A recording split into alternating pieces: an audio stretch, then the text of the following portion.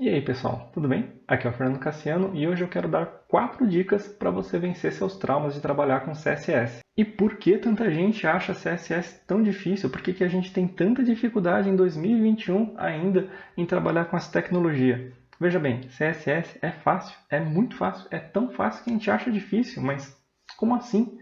A questão é que a gente vai lá, muda o tamanho de uma fonte, muda a cor, coloca uma borda, aprende mais ou menos ali sobre display block, display inline e fala, ok, deixa que pai, deixa que daqui eu resolvo. E aí você pega o seu primeiro layout, né, o primeiro site em produção e você toma aquela bordoada, você toma aquela porrada que você não consegue entender do porquê que está apanhando daquilo. Né? Era uma coisa tão fácil, você fez os exemplos, você seguiu o livro, você seguiu os tutoriais e mesmo assim você não consegue centralizar um texto na tela. O problema é que a gente acaba subestimando o estudo dessa tecnologia. Mas vamos lá, ninguém nasceu sabendo de tudo. CSS, assim como qualquer outra coisa, é questão de prática, é questão de vivência. E para garantir que essa trajetória seja fluida, nada melhor do que conhecer como essa tecnologia funciona e o que ela pode oferecer. E vamos lá, vamos para a primeira dica. Essa dica ela não é sobre CSS, mas ela impacta a forma como você vai escrever a sua folha de estilo. Isso tem a ver com a estrutura do seu documento HTML, a forma como você organiza o seu documento HTML, tá? E para isso, para fazer essa analogia,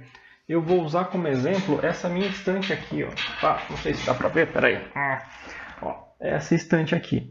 Imagina que cada prateleira dessa estante é um container, tá? E que os elementos que eu tenho em cada uma dessas prateleiras é um elemento HTML. Então eu tenho o carro, eu tenho os quadros, eu tenho os livros, tenho ali umas miniaturas. E olha só que interessante, tá? Se eu considerar essa estante aqui como uma estrutura HTML e cada prateleira como uma div ou como um container, eu posso notar que em algumas delas, não sei se dá para ver aqui, ó, eu tenho aquela caixa cinza ali e tenho mais outras caixas aqui, tá? E então eu posso ter containers dentro de outros containers. Inclusive dentro de uma daquelas duas caixas eu tenho uma caixa de parafuso. Quer dizer, são coisas um pouco mais miúdas que seriam difíceis de organizar se eu simplesmente jogasse ali em cada uma daquelas estantes. Existindo essas divisões, fica mais fácil de eu organizar separadamente cada um daqueles nichos. Agora imagina o seguinte, se você tem uma folha, se você tem um documento HTML, é a mesma coisa, fica mais fácil de organizar quando tudo está agrupado, quando tudo está dentro de um container, quando as coisas estão relacionadas corretamente. Daria para organizar aquela estante ali sem nenhuma divisória, sem nenhuma caixa? Daria, talvez desse. Tudo bem, não está muito bem organizado do jeito que está, tá? Mas sem aquelas divisões, seria possível organizar, mas seria muito mais trabalhoso. Imagina só, os quadros, os livros, até que seria fácil de empilhar uma coisa em cima da outra. Agora, as miniaturas, os carros, seria um pouquinho mais complicado. Isso também causa uma organização um pouco frágil. O que é uma organização frágil, na minha opinião?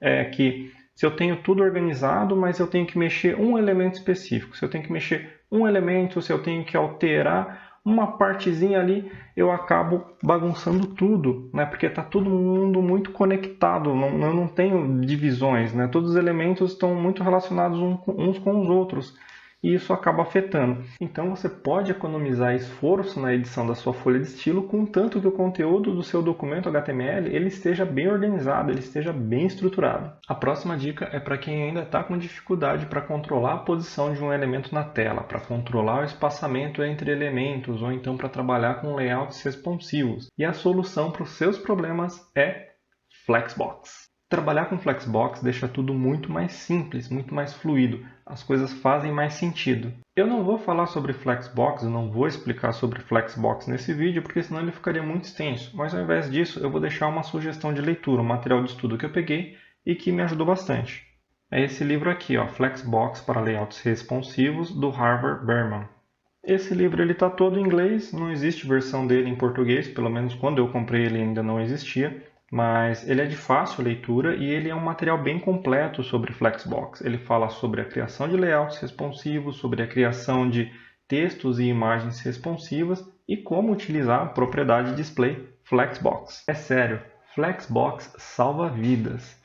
Você vai atingir um outro patamar, você vai ter um outro entendimento da tecnologia assim que você aprender Flexbox. Infelizmente, ela não é suportada, essa propriedade ela não é suportada nos navegadores Internet Explorer abaixo da versão 9, se não me engano. Então, se você tem que dar suporte para esse tipo de navegador nessa versão, tudo que eu posso dizer para você é força, guerreiro. A próxima dica, ela também envolve uma propriedade do CSS, mas para essa dica eu vou abrir aqui a tela do meu VS Code. Essa dica ela só tem uma particularidade, ela só funciona, o uso dessa propriedade ela só funciona para quem é assinante, para quem curte e compartilha esse canal. Se você não fez nada disso, só lamento. Não é culpa minha, são os algoritmos do Google. Vamos lá, gente. Já estou aqui na tela do meu VS Code. E nessa tela eu tenho uma index.html. Dentro dessa index eu tenho uma div com uma classe container e um parágrafo. Bem simples. A classe container ela está estilizada para ter uma largura de 400 pixels, uma altura de 400 pixels, uma margem de alto para poder centralizar ela na tela. Eu tenho uma borda com espessura de 5 pixels e um padding de 32 pixels. Eu também configurei no seletor universal um margem de 0, um padding de 0, um font size de 32 pixels e uma font weight bold. Agora vamos prestar atenção nessas duas propriedades, tá? Aqui eu estou dizendo que eu quero que a largura do meu container seja de 400 pixels e a altura de 400 pixels. Então, obviamente, nós esperamos ver essas dimensões na tela do nosso navegador, certo? Vamos lá dar uma olhada no resultado. Eu vou clicar aqui em F12 para inspecionar o nosso elemento. Eu vou clicar aqui em Div e você consegue perceber na parte esquerda inferior da seleção que a largura e a altura estão com 474 pixels. Mas como assim? Eu não tinha configurado para 400 pixels? Na primeira vez, muitas vezes a gente observa isso e pensa que o problema está no conteúdo. A gente pensa que o conteúdo está alterando a dimensão do container.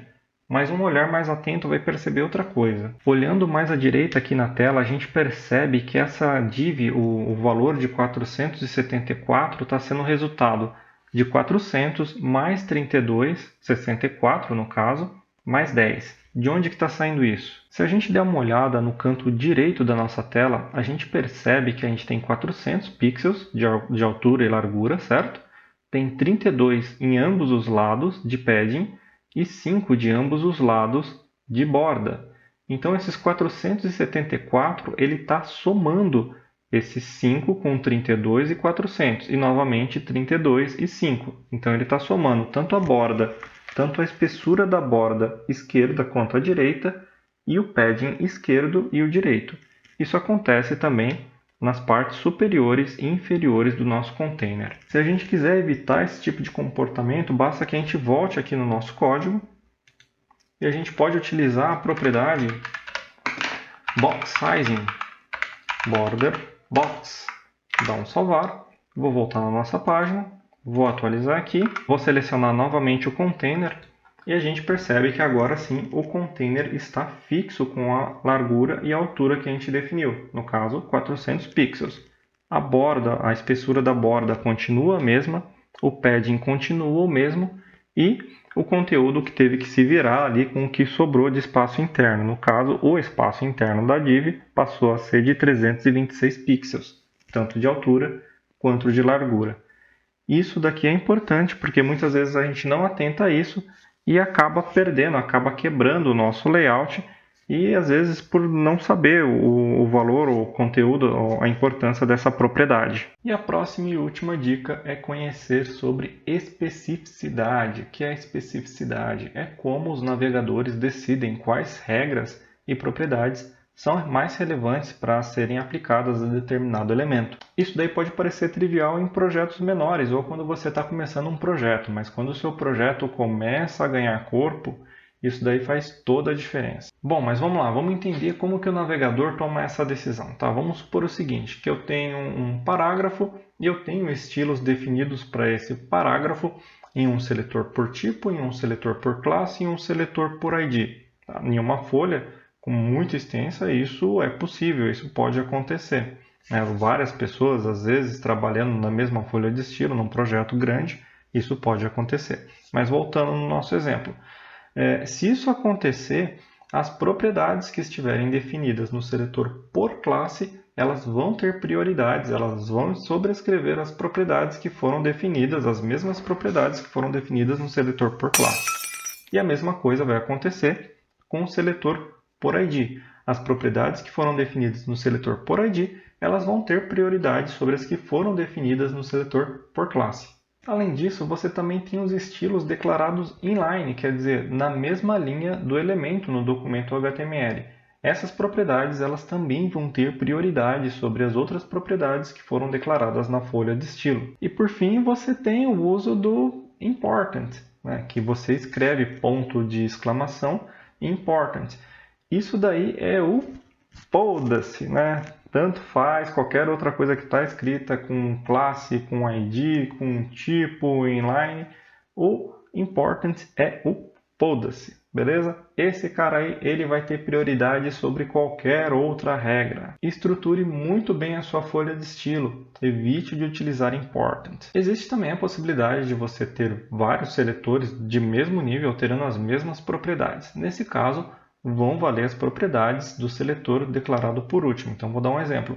Você tem dois seletores por tipo P e no primeiro seletor você declara um font size de 16 pixels.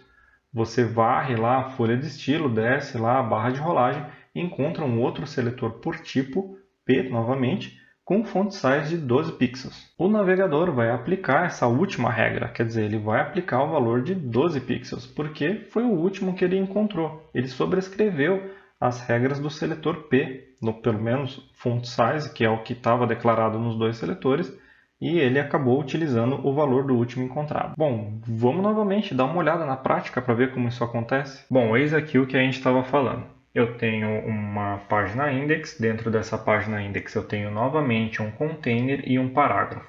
E esse parágrafo, a este parágrafo eu estou atribuindo uma classe chamada blue. Na seção da folha de estilo, eu tenho dois seletores. Eu tenho um seletor por tipo P e eu tenho um seletor por classe blue. Nesse caso, ambas as regras elas estão mudando as cores. Enquanto o seletor por tipo P utiliza a cor vermelha, o seletor por classe blue utiliza a cor azul. O navegador ele utiliza o font size de 32 pixels que está sendo utilizado aqui, foi declarado no seletor por tipo P. Porém, ele entende que na aplicação da cor vale mais, tem mais relevância a aplicação da cor que está declarada dentro da classe blue. Se eu colocar um ID aqui, por exemplo, se eu colocar vou colocar um ID, ID igual a purple, ok? Vou salvar e aqui eu vou colocar um seletor por ID, purple, no color, adivinha só, purple. Vou salvar e vou atualizar a página. E agora ele entendeu que na aplicação da cor valeu mais o seletor, a cor que está declarada no seletor por ID. Então essa é uma das formas que o navegador escolhe qual que é a propriedade mais adequada para ser aplicada ao elemento. A página Developer Mozilla contém muito mais informações de como esse cálculo é feito. Não deixe de visitar essa página. Eu vou deixar o link na descrição do vídeo. Então é isso, meus amigos. Se vocês querem aprender CSS, se vocês querem ter mais facilidade, se vocês querem passar para o próximo nível, estruturem melhor o código HTML de vocês. Aprendam sobre Flexbox, aprendam sobre especificidade e utilizem a propriedade Box Sizing. Nossa, cara, 2h30 da manhã, meu olho tá vermelhão. Será que eu tô com sono? Bom, de qualquer forma, espero ter ajudado vocês. Espero ter feito a sua jornada um pouco mais tranquila. E até o próximo vídeo. Muito obrigado. Tchau.